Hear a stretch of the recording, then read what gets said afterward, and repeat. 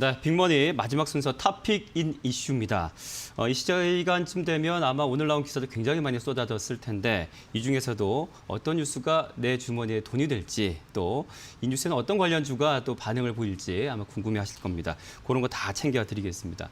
오늘 한국AI투자센터의 홍의진 대표와 함께하겠습니다. 안녕하십니까? 네, 반갑습니다. 안녕하세요. 네. 자, 먼저 탑픽인 이슈 탑3 중부터 3위부터 공개하겠습니다.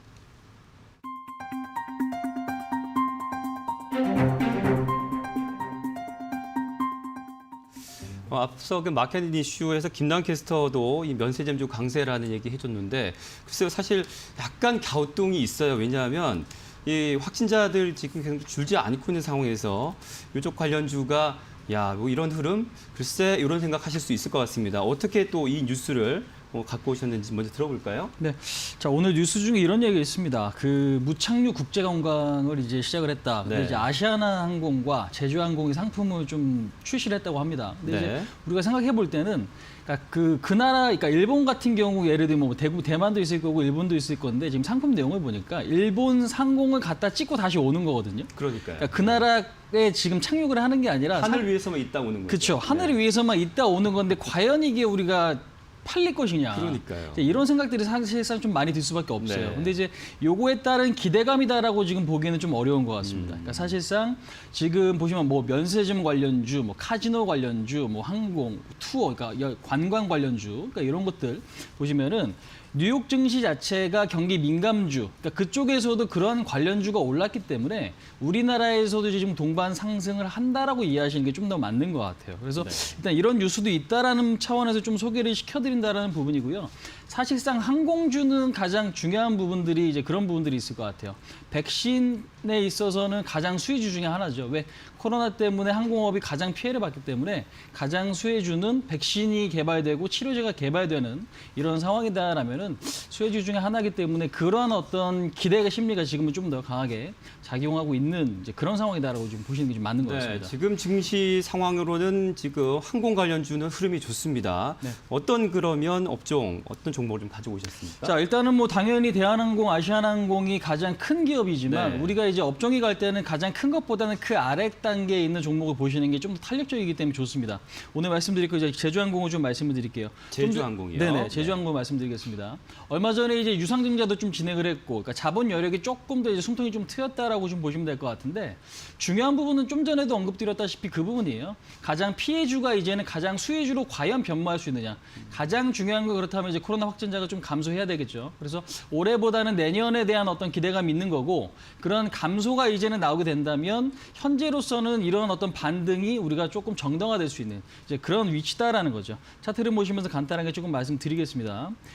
크게 보시면은 주가가 조금 많이 빠진 게 많이 올라올 수 있어요. 근데 지금 전체적으로 보면 미국에서도 지금 델타 항공 같은 경우도 반등을 굉장히 좀 잘해주고 있죠. 그러니까 미국도 항공주가 좋아지고 있고 우리나라도 항공업종이 좋아지고 있는데 실질적으로 매출이 좋아서가 아니라 기대감이죠. 뭐 때문에? 백신 때문에. 이제 그 부분이 상당히 좀 크다라는 겁니다. 그래서 일단 기관들의 어떤 매수가 좀 강하게 유입되면서 탄력이 좀 붙는 모습인데 외국인들은 미직지근합니다. 하지만 기관들의 수급이 아직까지는 좀 붙어 있기 때문에 추가 반등을 우리가 좀 노려볼 수 있는 이제 그런 상황입니다. 그래서 일단은 한 19,000원 정도에서 18,500원짜리에서는 우리가 좀 매수를 해볼 수 있을 것 같고요.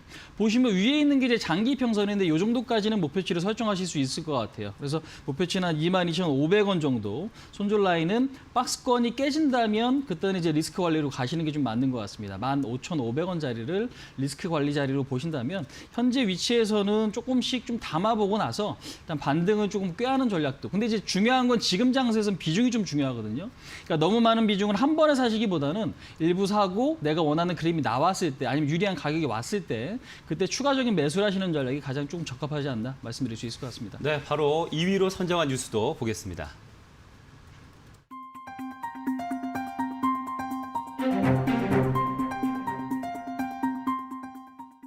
네, 한국조선 그 업종 11월 전 세계 선박의 60%를 수주했다. 아주 즐거운 소식이 아닐 수가 없는데요.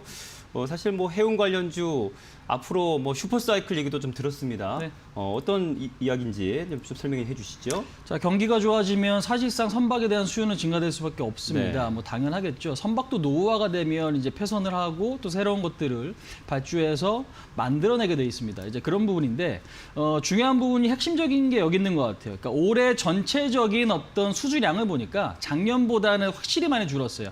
그러니까 작년 기준에서 봤을 때 현재 전 세계적으로 봤을 때는 57% 수준. 그러니까 작년이 100이라면 올해는 아직까지는 57% 수준밖에 수주를 못했다라는 거죠. 근데 그 중에서도 우리나라가 5개월 연속 1위를 좀 차지하고 있다는 건 굉장히 좀 중요한 것 같아요. 그러니까 지금 경쟁력이 그만큼 높다라는 거고 경쟁력이 높기 때문에 사실상 시장이 커지게 됐을 때 그러니까 수주량이 많아지면 그 수주량을 굉장히 좀 많이 갖고 올 수 있을 상황이 됐다라는 거죠. 이제 그 부분을 우리가 좀 포인트를 맞추실 필요가 있을 것 같습니다. 그래서 전체 수주량은 아직까지도 중국입니다. 우리나라가 이제 2등을 좀 기록을 하고 있는데 최근에 이제 하반기 동안의 수주량을 봤을 때는 중국이 좀 압도한다라는 측면에서 우리가 여기서 이제 관심 있게 좀 봐야 될 것 같고요. LNG선이 앞으로 상당히 많이 조금 발주가 나올 것 같아요. 그래서 지금 조선사 입장에서는 수주가 좀 진행이 될 수 있을 걸로 좀 기대가 되는데 네. 지금 중요한 거는 이제 전략이 굉장히 좀 중요한 것 같으니까 매매 전략 궁금합니다. 네, 차트 보시면서 간단하게 좀 말씀드리겠습니다.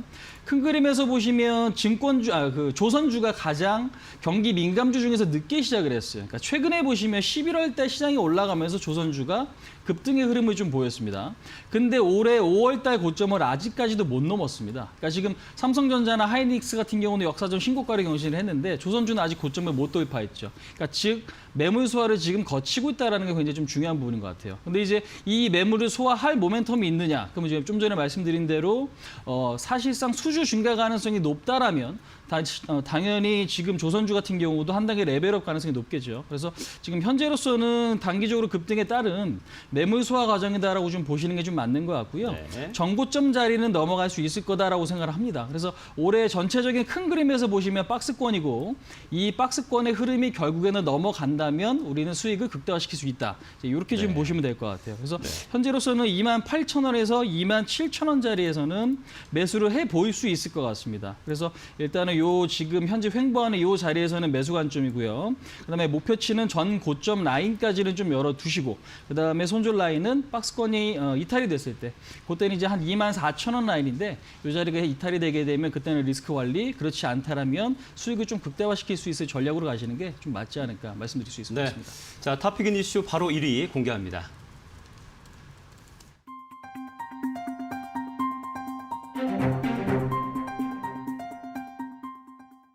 JP모건의 소식인데요. 지금 반도체 업종 전기차 5G 지금 추천을 했던 그런 뉴스인데 시간 관계상 좀 종목과 함께 매매 전략까지 한 번에 좀 알려주시죠. 네, 일단은 글로벌 투자은행에서 우리나라 목표 주가를 상향시켰다라는 건 긍정적인 것 같습니다. 근데 올해보다는 내년에 대한 어떤 기대감이기 때문에 조금 더 이 부분은 앞으로 우리가 관찰을 더 해야 될 부분인 것 같아요.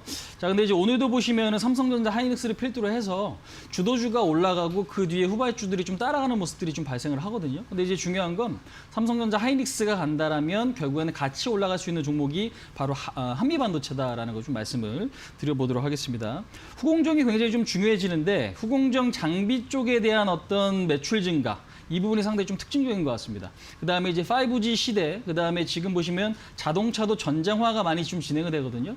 근데 이제 중요한 건 전자파를 차단시키는 기술이 굉장히 좀 중요한데 이 전자파를 차단시키는 기술 장비 1등 업체가 지금 한미반도체예요. 그래서 현재로서는 배당도 굉장히 좀 뛰어나고 그다음에 실적도 좋고 그다음에 업종으로 봤을 때도 기대감도 충분히 있다라는 측면에서 봤을 때도 기대감이 있다. 그래서 일단 지금 차트를 잠깐 보시면 전체적인 그림, 제가 항상 중요하게 강조드리는 건 결국에는 박스권인 것 같습니다. 그러니까 결국에 넘어가야 될 자리를 넘어가게 됐을 때 주가는 한 단계 레벨업을 할 수 있거든요. 그런 측면에서 봤을 때도 박스권을 지금 어제 넘어섰고요. 오늘 같은 경우는 매물 부담이 조금 주춤한 모습인데 우리가 이 자리를 저를 좀 기회로 삼는 게 맞는 것 같습니다. 그래서 신고가를 낸 종목은 우리가 어디까지 올라갈지를 예상하기가 사실 쉽진 않은데 그런 측면에서 봤을 때는 기대를 갖고 지금 좀 이런 신고가 종목을 관심 있게 봐야 될 타이밍이다. 그래서 목표치는 16,000원 자리까지, 그다음에 손절 라인은 박스권 하단이 이탈이 되면 그때는 좀 리스크 관리하시는 걸로 보시면 될 것 같다 말씀드릴 수 있을 것 같습니다. 네, 한미반도체 종목 추천해 주셨습니다. 한국 AI 투자센터 홍의진 대표와 함께했습니다. 고맙습니다.